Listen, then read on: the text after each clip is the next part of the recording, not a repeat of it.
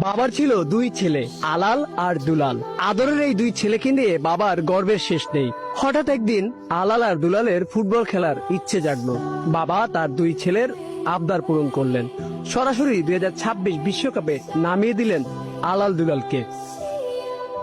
বড় ভাই আলালকে দিল সহজ গ্রুপে, আর ছোট ভাই দুলালকে দিল কঠিন গ্রুপে, যেন বড় ভাই আলালের মতো দুলাল পরিশ্রমী হয়ে ওঠে। আর বয়স বিবেচনায় আলাল খেলতে লাগলো সহজ গ্রুপে। বাবার মুখে হাসি ফুটিয়ে আলাল আর দুলাল সব থেকে বেশি গোলে এগিয়ে থাকলো।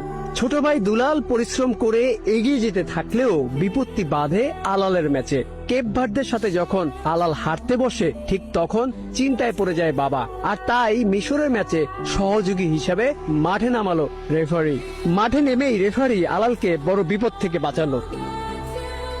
আলাল ও দুলালের বাবা স্বপ্ন দেখছে তার দুই